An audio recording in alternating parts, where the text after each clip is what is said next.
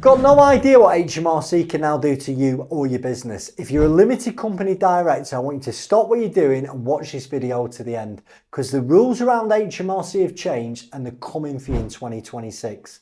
By the end of the video, you're going to know exactly what HMRC can do to you now that they couldn't do a few years ago. And I'll share with you how HMRC can now make you personally liable for company tax debts, and you're going to know what to do about it before any one of these new rules catches you out. And at the end, I'm going to give you one single thing you can do right now that puts you back in control of all of it. Costs you nothing, it takes less than an hour, and most directors never do it until it's too late. Now let me start by putting things into context for you. For a long time, HMRC worked like this. You ran a limited company, the company owed the tax. If the company couldn't pay and ended up in insolvency, HMRC queued up and they would be with everyone else and took what was left, which in most cases was nothing. And the director, you, were mostly protected. And that's the whole point of limited company, isn't it? Limited liability. The director is not the company. Chris Worden is not Chris Worden Limited. But this has been changing. And let's say the last 6 or 7 years, every budget, every new finance act, every quiet little bit of legislation that no one really reads has chipped away at that wall between you and your company. And that direction of travel's pretty clear. HMRC want paying, and they want paying first. They want to be able to come after directors personally when they believe the company has been used to avoid tax. And they want the tools to move faster, hit harder, and earlier than they've ever been able to in the past. So the first lesson, and I suppose this is the lesson for the whole of the video, is this. The limited company you set up many years ago is not the same limited company in the eyes of HMRC today. The protection you think you have has changed. And if you don't know what's changed, you can't prepare for what's coming next. Now there's something very new, and you really need to know about this, because in the last few years, HMRC and the Insolvency Service have put serious resources into one specific thing, and most directors don't even know that it exists. There is a joint task force between HMRC and the Insolvency Service, and it's there for one specific purpose, and it's to catch what we call abusive phoenixism. And in the last few years, it has got noticeably more aggressive. It's got real powers behind it, and you see on the Insolvency Service every single weekly update there's a new story. Now let me explain to you what they're looking for, because the word phoenixism, it gets thrown about fairly loosely and it can frighten directors who actually haven't done anything wrong. Abusive phoenixism is a specific pattern. Let's say a director quietly lets tax build up, knowing they're never going to be able to pay it. They close down that company through an insolvency process like liquidation or admin. They set up a near identical new company, often the same trade, same customers, sometimes the same staff. Mainly they buy the assets back or they take the assets. The new company carries on, the old debt, including HMRC, gets walked away from. That's the pattern that this task force is built to spot. Continued, repeated insolvencies. And listen, these people have got proper teeth behind them. There's a power, we're going to talk a bit more about it later on. It's called a joint and several liability notice. And it allows HMRC, in cases of repeated insolvency, to make a director personally liable for the old company's tax debts. There were an electrician I spoke to. He had done 2 insolvencies fairly close back to back, but both of them were caused by big customers who didn't pay him. Anyway, a few years on, he's running a new firm, he does similar work, he's doing well, he's paying his tax on time. But he got a letter from HMRC saying they were considering issuing a joint and several liability notice for the unpaid tax of the last liquidation. Basically, this task force had clocked the pattern And listen, obviously he nearly fell off his chair.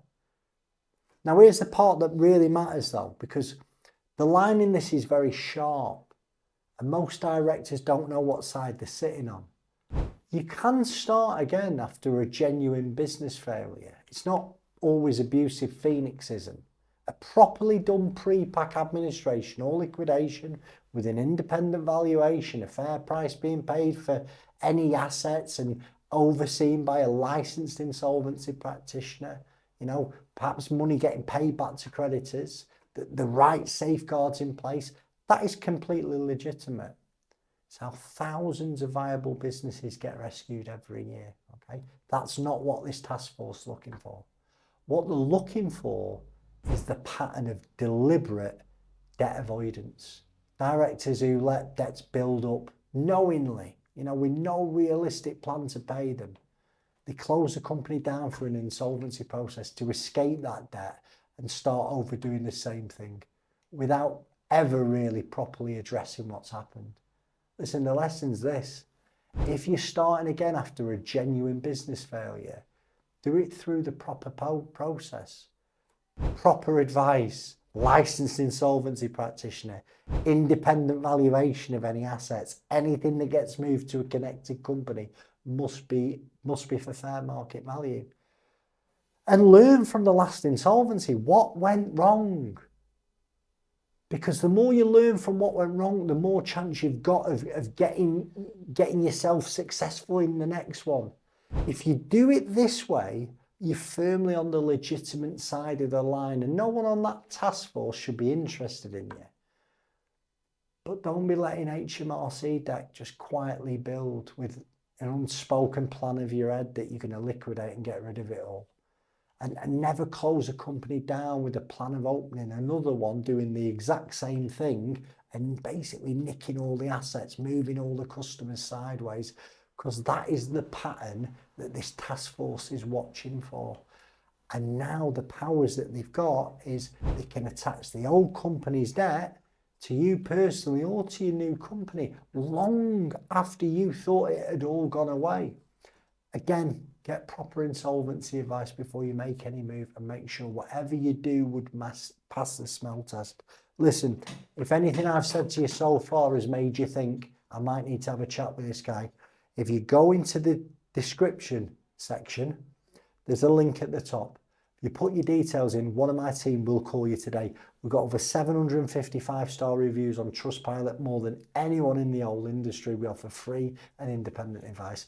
If you don't want to talk to somebody, and I get that, but you want more info, the link below it will give you a free guide to insolvency, and all I want off you is an email address so we can stay in touch. Now, I'm going to walk you through something that changed a few years ago. And it's a change that sort of affects the pecking order of who gets paid if a company goes into insolvency. So let's say a company does go through liquidation or administration. The top and bottom of it is HMRC can get paid before almost anyone else does. The rule is called Crown Preference. And in plain English, it's the queue. When a company runs out of money, you go into insolvency and some money gets brought into the pot. It's basically the queue of who gets paid first, who gets paid next, who's left waiting. Now, before December 2020, HMRC was usually further back in that queue. For most tax sets, they were treated as unsecured creditors, so you was alongside suppliers, landlords and other creditors. And in most insolvencies, there was nothing left by the time HMRC was in line for what we call a dividend. But it's changed. Now HMRC is a secondary preferential creditor for certain taxes. So it's basically the taxes that the director's meant to collect on their behalf. VAT, PAYE and employees' national insurance. So for those debts, HMRC have been moved much closer to the front and they're paid ahead of, most of the time, the bank's floating charge and ahead of most other creditors. Now, this change tells you something pretty important, I think. The government is extremely serious about collecting unpaid taxes, even if a company goes under. Now, if that rule changed the order of the queue, the next one I'm going to show you changed something even bigger. and it changed how a director can be held personally responsible for the company's tax debts. And this has blindsided directors who thought limited liability meant they could never be touched. Now, the next rule is something called a joint and several liability notice. I'm going to call it a JSL for short now, right? But it does something that not so long ago, most directors thought was impossible. And it allows HMRC to hold you, the director, personally liable for your company's tax debt. So that means your own house is on the line, your own savings, like everything that you hold dear is on the hook. And the power, although it came in around 2020, and it was sold to the public basically as a measure to deal with tax avoidance and with Phoenix companies, where directors fold businesses owing tax and open a new one next day scot-free. And you know what? Fair enough, the logic behind it is pretty sound. But the rule was written fairly broadly, and it's broad enough to catch ordinary directors in an ordinary business who never thought of themselves as avoiders at all. Now, there are three main situations where HMRC can issue a joint and several liability notice. The first one is tax avoidance or evasion. If HMRC decides that the company was set up just to avoid tax, they can hold the directors personally responsible for any tax debts that were lost in an insolvency. The second one, and again we've touched on this already, is repeated insolvency and non-payment. If you've had more than one company go under owing HMRC, even if you thought each failure was genuinely, they can still issue a JSL against you for any of the tax debt of the last insolvency. And the third is facilitation of avoidance. And this one is the quiet killer, really, because it doesn't require you to have done anything that you'd call wrong. I had a director who come to see me. He was just a director of a family business. His dad was the main shareholder. His dad made most of the decisions. And obviously he trusted his dad, as you do. But the business got into some significant trouble with the VAT. And the dad passed away, sadly. Now, obviously, the business folded. There was no hope of recovery. And the son, about 9 months later, was named on a joint and several liability notice for over £150,000 of VAT. It was basically a personal liability from him out of his own money. He spoke to me, he says, Chris, at the time, I remember the inquiry, he didn't really understand how bad the VAT was. It was something that his dad did. His dad oversaw the finances, but it didn't matter. He was the director. He'd signed the accounts, and in the HMRC's eyes, he's liable. And the lesson for this is for every UK director. You need to hear this now. Being a director is not just a title. It is a legal position that carries real personal risk. If you're named as a director of a company, you could be on the hook for the tax behaviour of that company, whether you handled the tax yourself or not. You can't outsource responsibility. You can't say, oh, I just didn't know. Now, we've come to the part of the video that I promised you at the very beginning. The one thing you can do this week before any of these rules bite you, and it can put you back in control. It's not expensive. It's completely free. It's not complicated. And most directors never do it till the end. Now, the one thing I promised I'd tell you is dead simple. Just get an honest, independent picture of where your business actually stands. And I'll tell you why that simple step is the one that changes everything. Every single director I've sat across the table from over the years who were in serious trouble, they told me the same thing at some point in the conversation.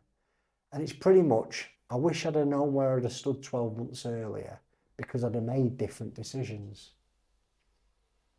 A lot of people don't know where they stand because they're too close to it. They're busy running the business, firefighting, they're scared to look because the numbers in their head don't match the numbers on the paper, and they couldn't face doing a reconciliation. What something like this will tell you is what your actual position is. Speaking to somebody, not what you hope it is, not what your gut tells you it is, the real position with real numbers. And it tells you a good review of your business of, are you at risk of falling foul to any of these new rules? Is there anything you need to worry about specifically? Not every rule is going to apply to every director, but you need to get that picture. You need to talk to someone about your specific situation, the actual numbers, the actual worries, the actual HMRC position. Now, if you want to speak to somebody, book a call with my team today and we'll give you this advice free of charge. Now, if you found the video useful, and I hope you have, right? And you want to find out more about how a pre-pack might save your business, how you can get your business valued, you can start again. Remember, there's a right way to do it and there's a wrong way. Go and watch that video over there. It tells you more about pre-packs. Thanks for your time. Chris Worden.